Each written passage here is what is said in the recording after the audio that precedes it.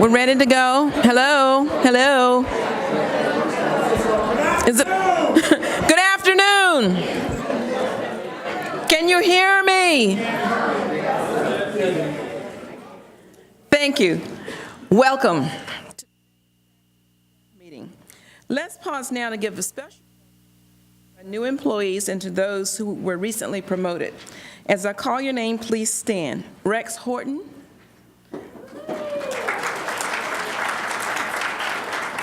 Rex is our new desktop support specialist in ITSD. Thank you, Rex. Stephanie Wiggins, are you here today? Great. Stephanie is the new student success advocate for our new ribbon program. This program will allow our associate degree nurses, through an articulation agreement, to transfer to Winston-Salem University to complete their BSNs. Thank you, Stephanie. And those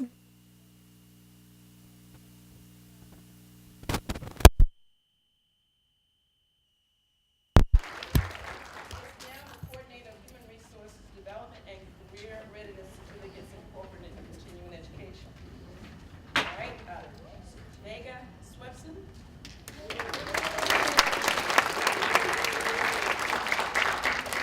Is the back to work career coach also in Con Ed?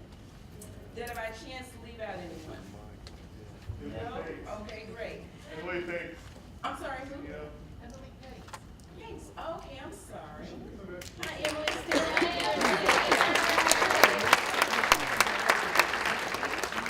Thank you, Emily. Oh, we introduced her in August, I'm told. Oh, sorry. But thank you anyway, Emily. We have you gathered here today to provide information about changes in our math course offerings due to statewide Super SIP in math. We're going to talk some more about the college's Back to Work grant.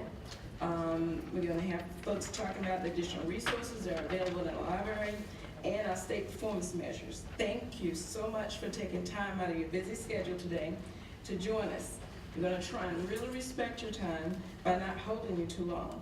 So please listen attentively to our speakers and be sure to share the information with any of your coworkers who were not able to make it to today's meeting.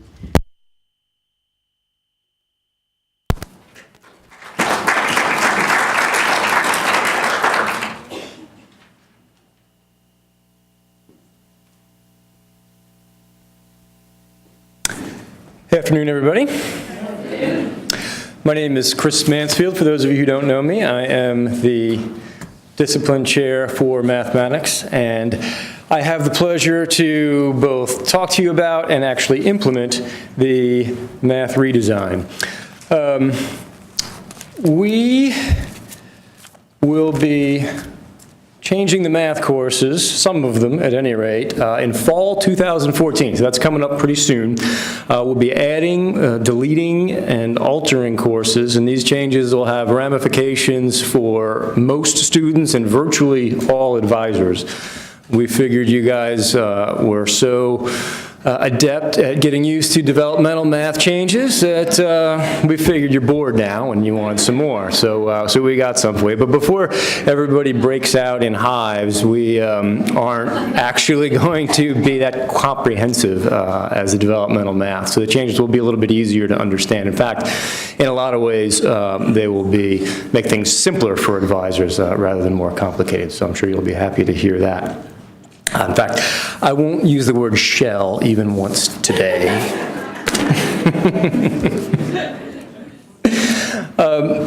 So just for an overview to begin with, we've got Math 143 and Math 152 are the new courses that we're instituting. And Math 110 will essentially be a new course. We have a Math 110 at present. It will look nothing like the Math 110 we have next fall. I'm going to go into detail about each of these three courses a little later, but for the moment, I just wanted to go over those and talk to you also about the courses that we will be deleting. Math 115, Math 140, 151, 161, and 175 will cease to be. They will be X courses.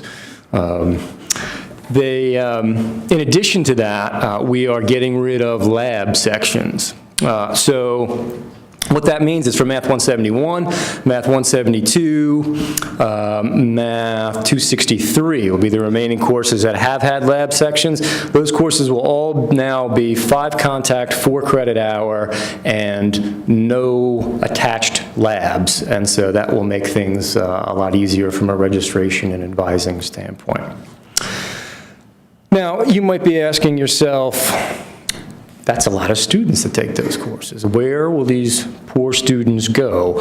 And I'm going to answer that by saying not so much directly as a one-to-one correspondence, well, Math 161 students will now take this course and so on and so forth, but instead, I want to say that one of the things that we're trying to do with the Math SIP is to simplify advising. So we're getting rid of a lot of these algebra courses rather than a student coming in now and you having to say to them, you want an algebra course? Well, hey, we got Math 121, we got Math 161, we got Math 171, we got Math 175. What do you think? It's going to be a lot easier. In fact, here is how simple the initial placement advising slide is.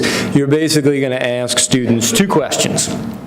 1, are you a transfer student or not? And of course, being that they're your advisor, you'll be advising them. You probably already know that. But and the other question is, are you in a STEM field or a non-STEM field? STEM, of course, standing for science, technology, engineering, and mathematics. So if you've got someone in a STEM field, then if they're planning to transfer for a 4-year school, then take Math 171 or place out of it. And if they're not planning on transferring, if they're a career and tech program person, then, well, they take Math 121. If you've got a student that comes to you and they are not a STEM person, then you need to ask them to reconsider, because they should be.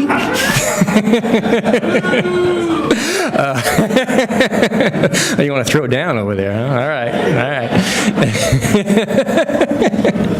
right. But in fact, it's the same dichotomy, transfer versus non-transfer. And if they're a non-transfer student, then they'll take Math 110.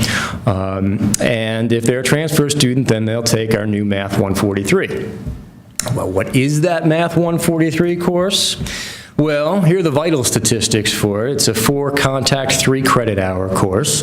Prerequisites there that you see the DMA, and what is probably more surprising and more interesting, it has a developmental reading prereq, DRE 098. You might think, well, why would a math course have a reading prereq? Well, this course is quite a bit different than the math courses that we teach now, and especially the math courses that we were used to taking 10, 20, 30, 40 years ago. We have the Math 143. It's going to be an inquiry-based pedagogy. Not a lot of tests, probably a midterm and a final, but most of the assignments will be open-ended project assignments. They will have to write essays and explanations. Everything in the course is going to be real, contextualized, interesting to most students most of the time, we hope. So what kind of topics are we covering? Well, just to give you a brief overview, if we're talking about, well, we could be talking about the national debt and large numbers, how to put large numbers in context like that. We could talk about different political issues, and we'll be reading articles from the media and trying to make sense of the math behind what's going on, any type of budgetary issues like that. We'll be talking about credit cards and interest rates and financing and how all that works. We'll be talking about, one of our projects probably will be the flexible spending accounts, so you can do that with the medical stuff or with child care. Under what circumstances is that going to be something that someone financially ought to do? So we will we'll be consulting Kathy McKinley on that. I don't know if you're in here or not, Kathy, but it's the idea is that the math is going to be very simple for this course. It's going to be percentages, it's going to be proportions, it's going to be fractions, but the context is going to be complex. and applying the knowledge that they will mostly already have of these math concepts is going to be the focus of the course. And we're very excited about it, so please tell your students to take the course, especially if they're in a non-STEM field. They should not be taking Math 171. That's now a gateway to calculus, all right?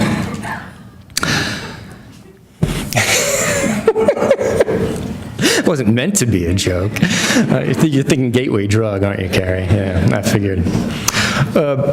So Math 152, statistical methods. This is essentially a replacement for our existing Math 151 course. The big difference there, 5 contact, 4 credit hours, rather than the present 3 contact, 3 credit hours.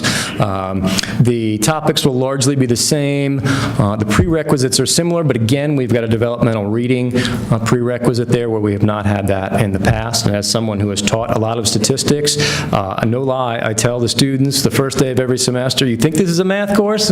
You're kind of right, but it's a reading comprehension course, not a speaking comprehension course, fortunately, above and beyond anything else. And so we've got the DRE prereq in there that we're very happy about. And the extra contact hours will allow us to do more inquiry-based stuff, which is more time-consuming. Math 110 will be the option, as I said earlier, for the non-STEM, non-transfer students. That'll be 4 contact, 3 credit hours. You can see the prerequisites there, DMA 10 through 30, so hopefully that won't be too daunting for students. And it'll be somewhat more skill-based than Math 143. In other words, they'll be working on the actual learning the math a little bit more, but we'll be contextualizing it as well and have similar type projects in 110 as we're doing in 143.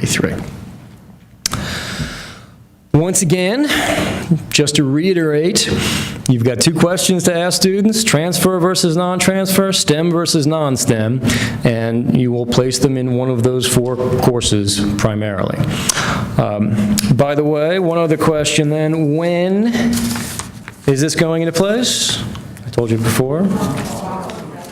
Ooh, you guys are really good. All right, fall 2014. So that means that when we're advising, obviously not for spring semester, which we've already done largely, but during spring semester, we will be advising for these new courses. So keep that in mind.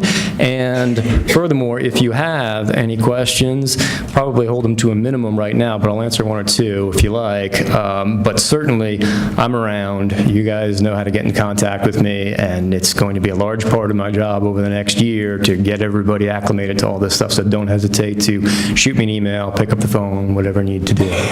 Anybody have any questions right now? Carrie? Where do health technologies fit? STEM or non-STEM? Well, it's not quite that simple for them. Their programs of study, they're largely STEM. Their programs of study usually will require well, not usually. Some of them will require 151. Some of them will require 110. Beyond that, I don't see them in any algebra fields. Any health tech people might, if you want to correct me, but I'm pretty sure that none of the health tech, yeah?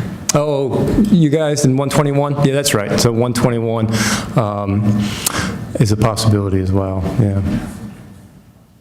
Anything else, Tom? Yeah, you in the process of producing you gonna give us one? Yeah, what we're going to do is we will put, I don't know if we'll put this as is on the on the website under the advising area, but we will put that fancy-dancy slide, as you say, on there, along with a lot of this information. So we'll have that ready to go for you before you start spring advising. Anything else? Yeah, Patrick? Should the non-transfer person desire to take Yes, presuming, if the non-transfer person, or they're in a program, a 2-year terminal program, but they think they might want to transfer, then absolutely they can take the transfer course. And so they will be, in talking to a lot of the program directors, it seems like what's going to happen, a lot of them will write in Math 110 and Math 143, or 121 and 171 as a choice for their students. Yeah. Anything else? Thank you for your time.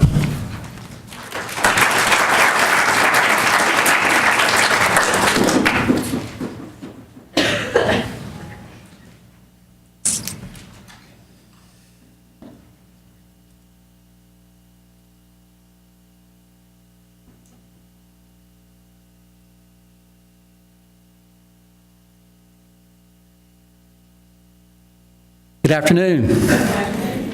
It's my pleasure to be here with you this afternoon and take a few minutes to talk to you about a new initiative that we have in the Corporate and Continuing Education Division, Back to Work Grant. This grant is administered by the North Carolina Community College System, I think probably all but maybe 6 colleges are running the Back to Work Grant in the coming year. I want to give you just basic information about the grant, and my hope is that you will help us to spread the word, that if you encounter students on campus who you think might have an interest in this grant, that you can tell them about that. If you have people asking you about the grant, then you'll have some basic information, enough information to know where to direct them, maybe basically what the grant is meant to do. So, in a nutshell, we're talking about short-term training. It's skills-based, competency-based skills training. The goal is to move students through this program starting in January through June. Okay?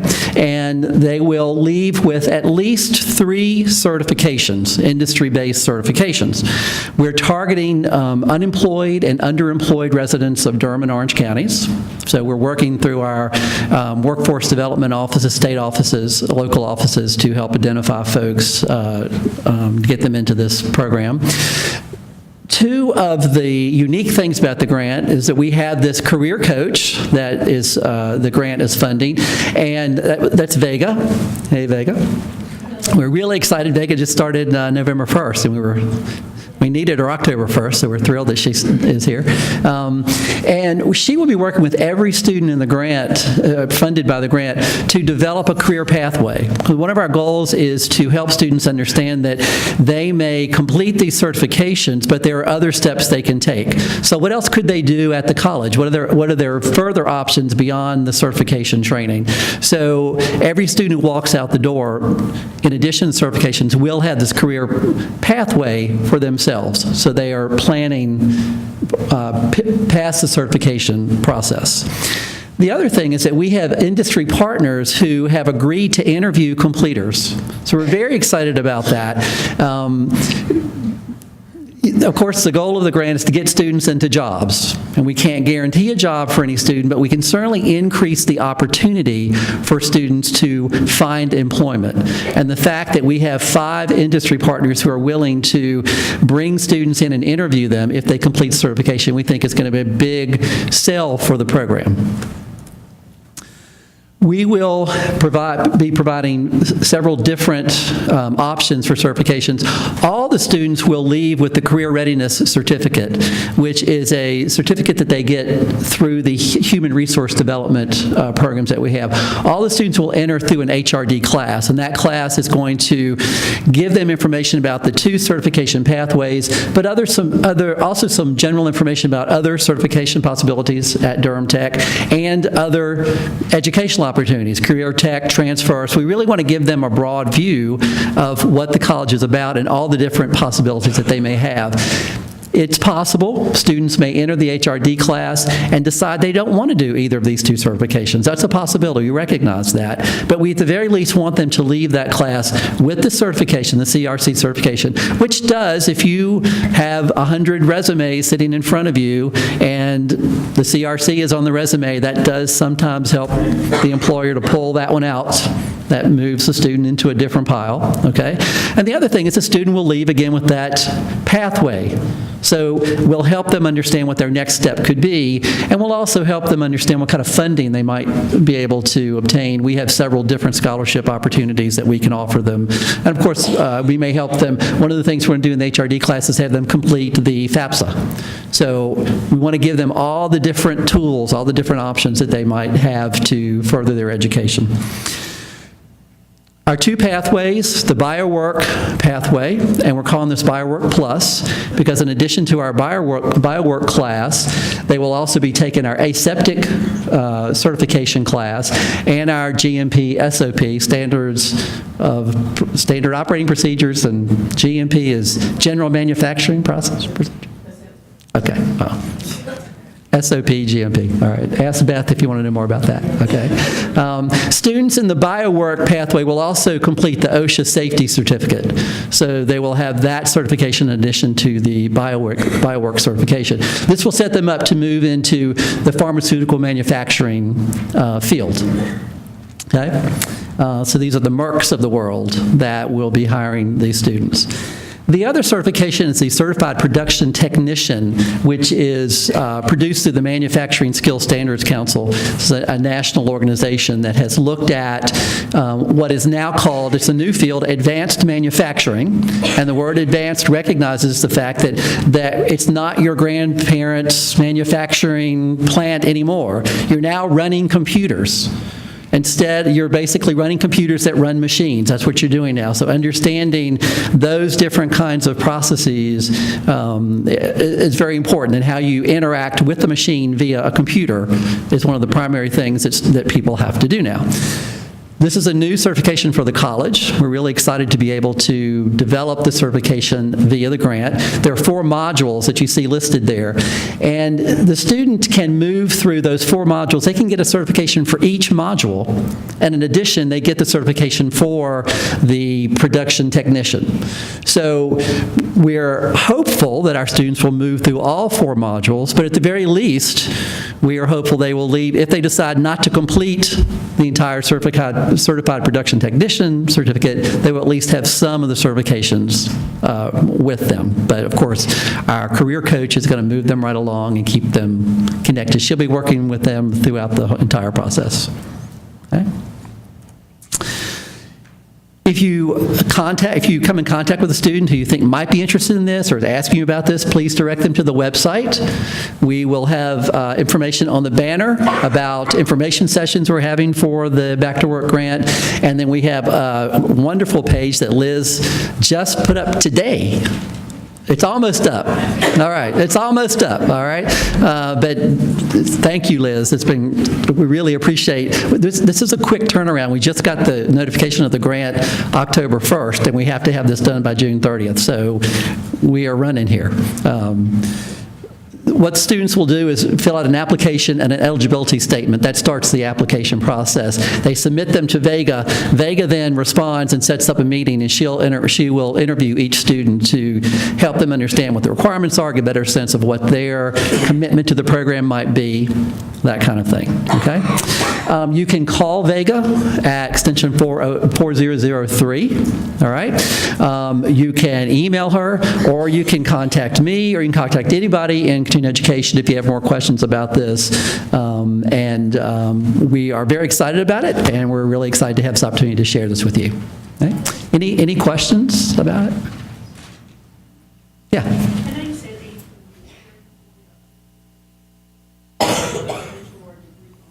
Nope, does not. Not at all. It will help them. We do have prerequisites for the courses, so it will help them in that way. Okay. Anything else? All right, great. Thank you very much.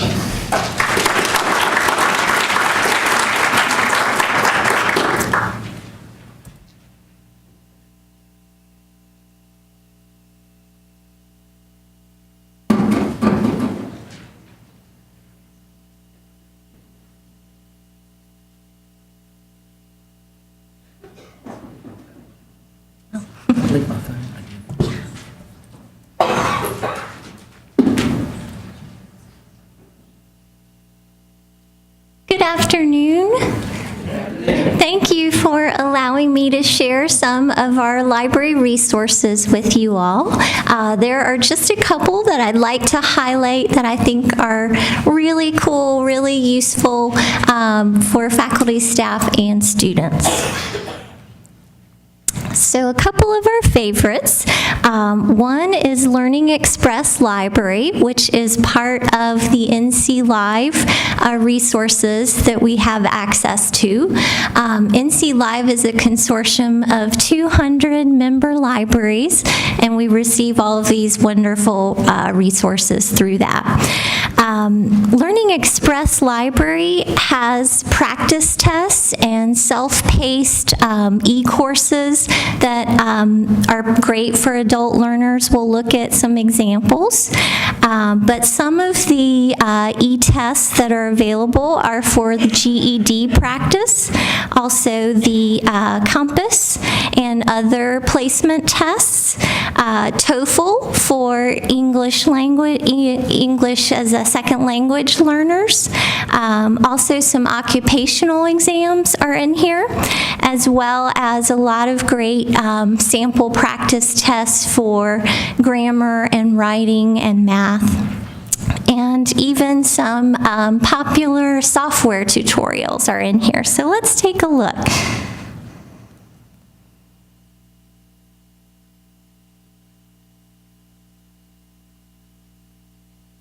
And there's a link on the library website under our databases and electronic resources that'll take you right here to Learning Express.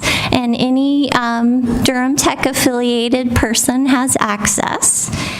And over on the left are some learning centers.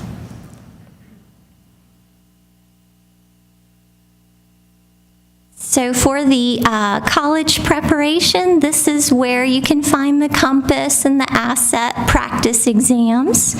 Under the popular software tutorial, you'll see a lot of resources here. These are little courses, self-paced, that students can do online for all of these different resources. So Adobe courses, Microsoft courses, really great, and everything's free. There's the GED that I mentioned. Also wanted to highlight the occupation practice exams. There are a lot for allied health. So if you just scroll down under nursing and allied health,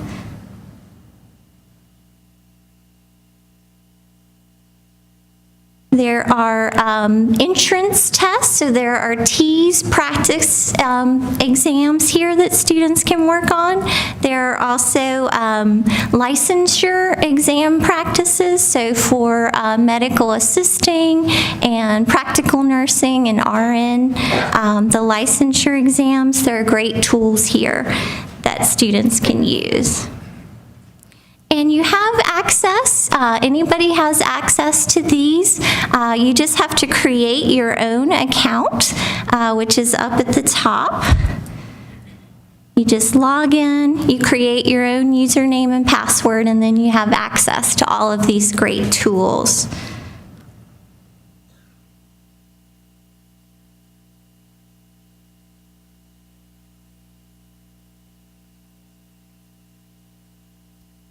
The next collection that I wanted to tell you about is also through NC Live.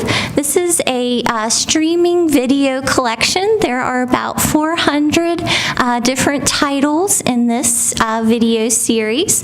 They're from PBS, Frontline, American Experience. They're really great, mainly documentaries, but they have a lot of different subjects included, so lots of things that we teach here, these videos are very relevant to. And you can put links in your Sakai course and have students watch them. You can stream them online any time of day, 24 hours a day. So that's also directly linked on the library website. It says online videos. That's the link you'll go to. And the last resource that I'd like to mention are our LibGuides. Pretty excited about these web pages. I've been working with different faculty to create these little multimedia research guides. They are a good way for students to begin to realize that there's a lot more out there beyond just Wikipedia and Googling things. This is a great way to highlight them and focus them on good resources that the library provides for students to use. And I like that it can be very relevant to the course, so we can include lots of good links. And I especially like working with faculty one-on-one to create these guides together. And they're very easy to integrate into your Sakai course site. So let's take a look.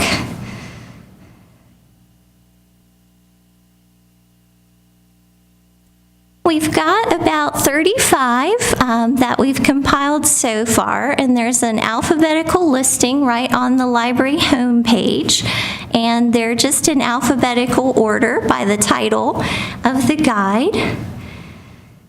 And I'll show you the one that I recently updated for business.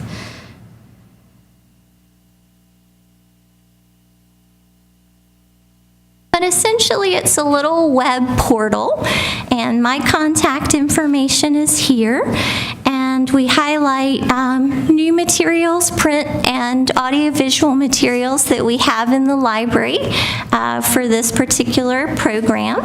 And then across the top are different tabs, so how to find materials in the library, how to use the online catalog and search for things that you might need. Also a tab on how to find articles, so links to those good databases that we encourage students to use. Sometimes I might link to video resources or additional web resources, and I'm happy to completely customize this for different programs and different content areas.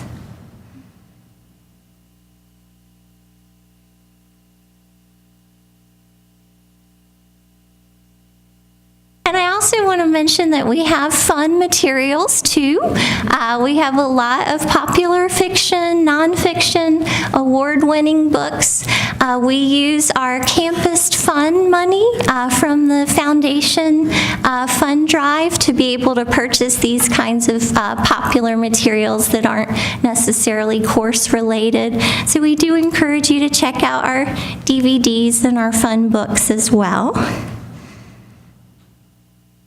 And just a couple quick reminders. I will be doing a TLC session in the spring, Wednesday, January 29th, where I'll go into a lot more depth. There are so many different resources, so I just picked a couple to talk to you about today. But if you're interested, please join us in January. If I can work with you to create a LibGuide for your course or your subject area, please get in touch with me about that. I'd love to work with you. And a quick reminder about accessing the electronic resources. You use your web advisor. So your